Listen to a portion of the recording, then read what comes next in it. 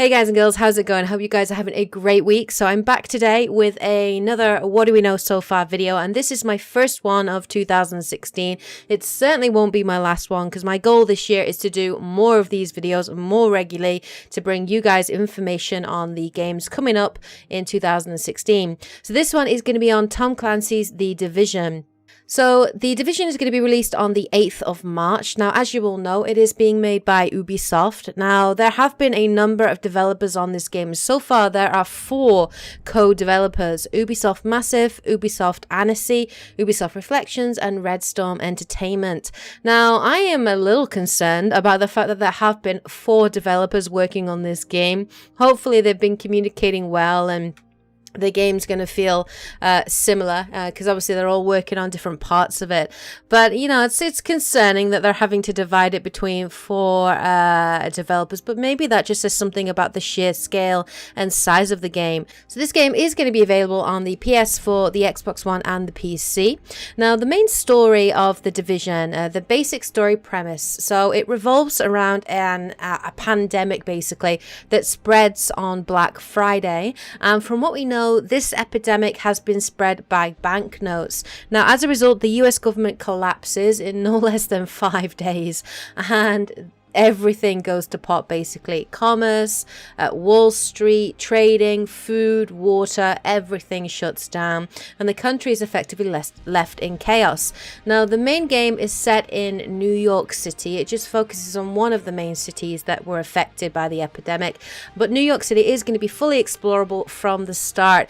It is going to be an open world game, and you will be able to explore every single part of New York City, so that should be pretty epic for those of you that have been to New York City like myself, and it will be great to be able to explore everything there. Now, of course, with it being a fully explorable world, they have put things in to dissuade you from going into certain areas. For example, the level of enemies, certain areas as well will be dangerous or contaminated, and you will require certain gear to be able to access them. So there is very much going to be a level restriction to certain areas of New York City. Obviously, I assume as you progress through the story. Now, you play as part of the Strategic Homeland Division.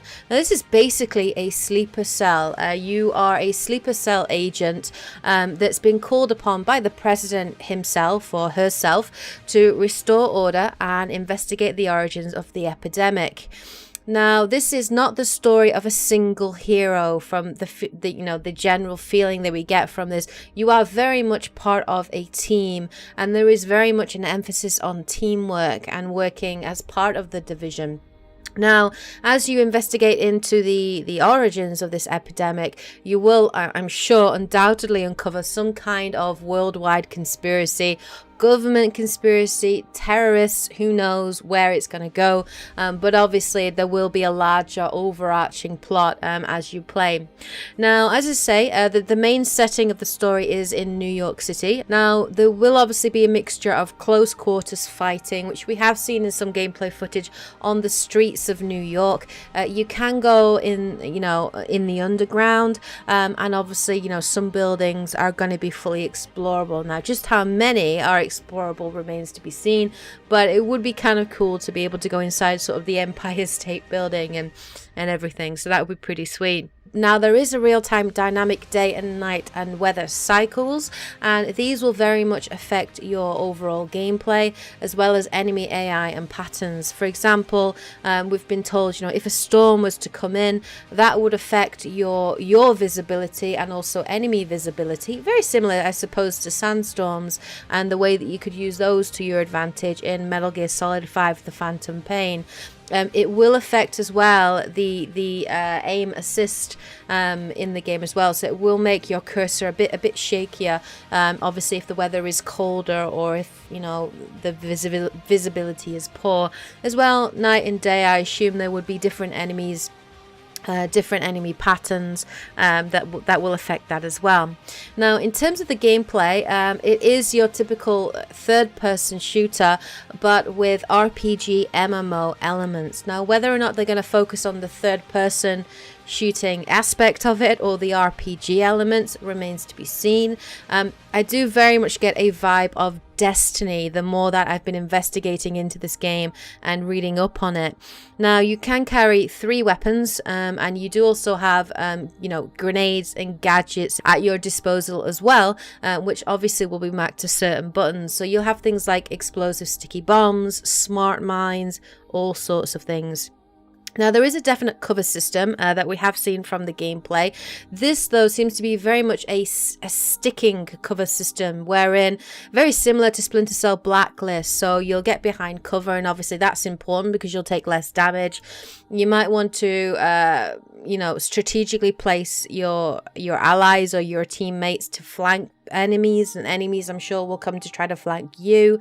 In terms of moving in and out of cover, it does very much look like it is mapped to buttons. So if you do look at another cover and you tap A to go into it, your character will automatically move on autopilot to slide into that cover.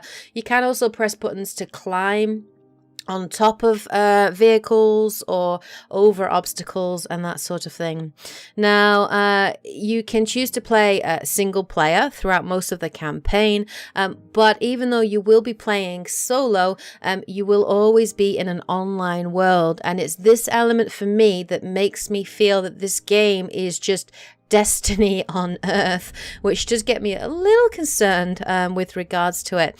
Now, as you play through the online world, you will, of course, be able to bump into real life players, and you can obviously work together with random people, or you can actually create your own sort of, fire team or division of players, and you can play up to 3 people, so 3 people in a team, so you can play with 2 friends basically, and you can obviously use allies and work with people to take down factions or stronger enemies. And there is very much an emphasis on cooperation when it comes to this game, and that you are part of a team rather than a lone hero.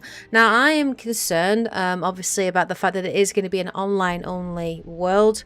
Predominantly I'm concerned for what that's going to do to the story, because one of the major disappointments for Destiny for me was, the weakness of the storyline, the lack of cinematics, which The Taken King, did improve on a bit, but there was very much a lack of cinematics and a lack of story and a lack of immersion that I didn't like. And I'm hoping that The Division has not changed emphasis, has not just gone and done a Destiny 2.0. I'm really hoping they haven't done that, but obviously it remains to be seen. Now, you can create up to 4 playable characters that you can switch between using, from the start menu. And these characters you can focus on particular classes. So you can choose to level up your character in a certain direction. So there are 4 main classes. So you can choose to play as a medic, as a tactical support character, as a damage dealer, and as a tank that basically takes the majority of the aggro in terms of the gameplay.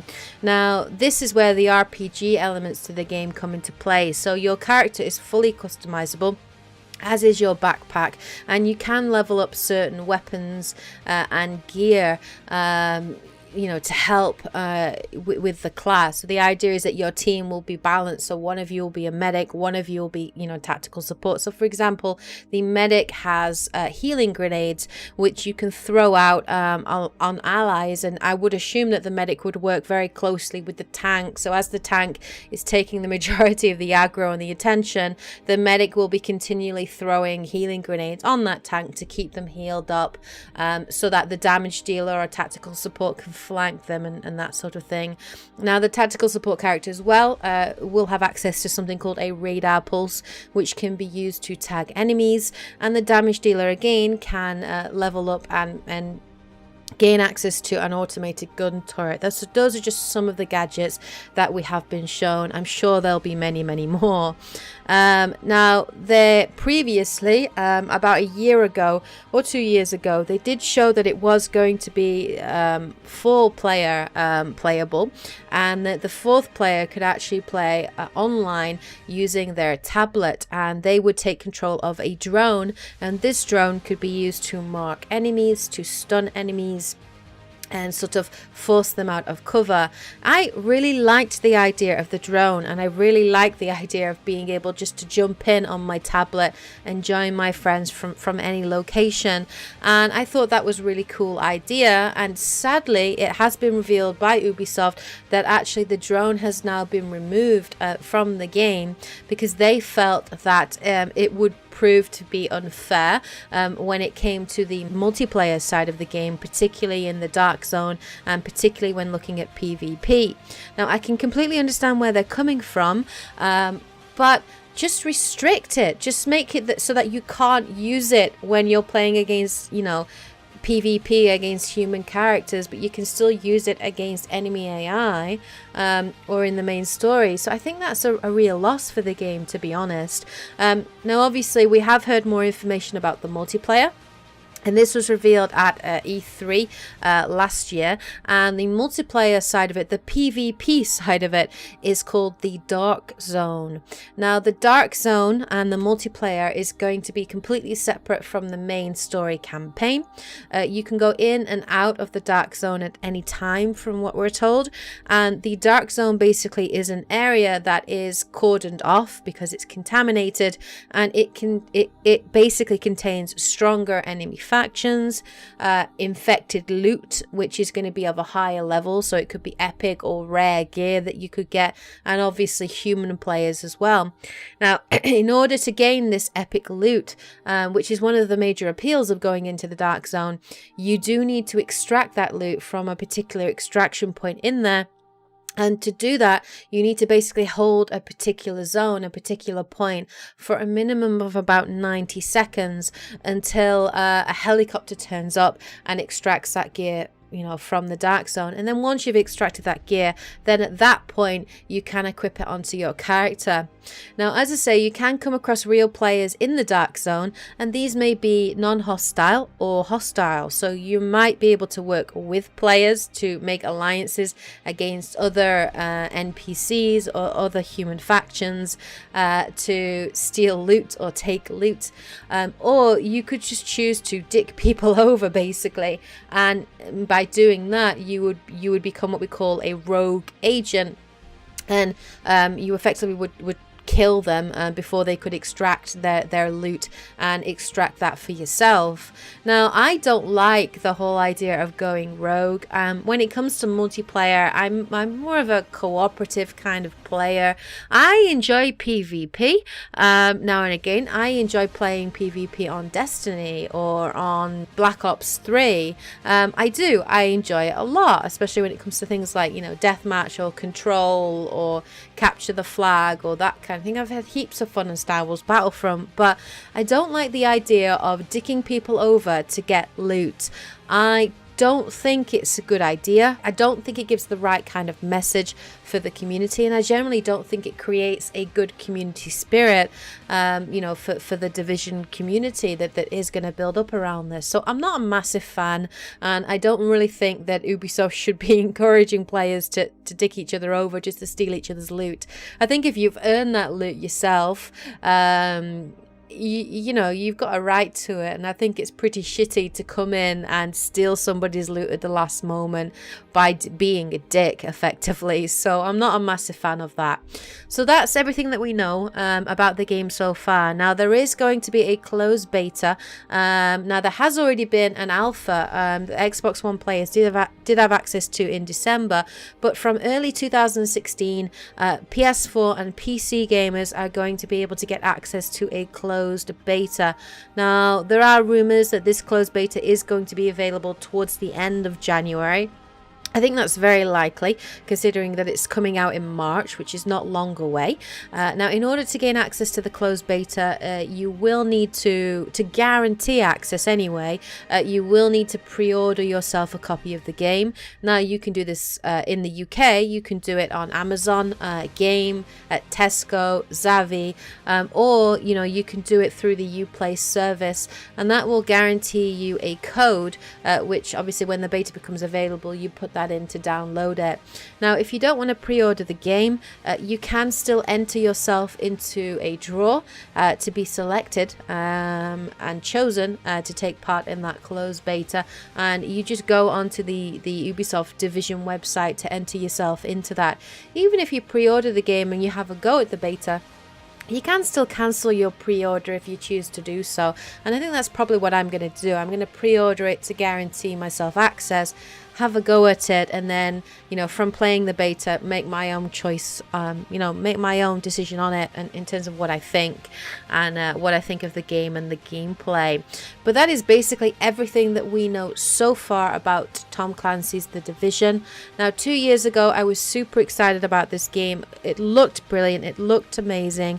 I will be honest, the more I hear about this, the more concerned I am that they've gone away from the epic, cooperative, team-based, story-based focus that they did have, and they moved away from that more towards the always online multiplayer Destiny style element of it, which again, I'm not a massive fan of. So it remains to be seen what's going to happen. I'm going to have a go at the beta, and I will probably be bringing you guys my first impressions on that when I do play it, and uploading some of that gameplay on my channel there. But anyway, that's everything that we know so far about the Tom Clancy's The Division. Let me know what you guys think of this game in the comment section below. Are you looking forward to it? Are you excited? Will you be pre-ordering it? And will you be playing the closed beta? Alright guys and girls, well, take care, and as always, happy gaming! Yeah.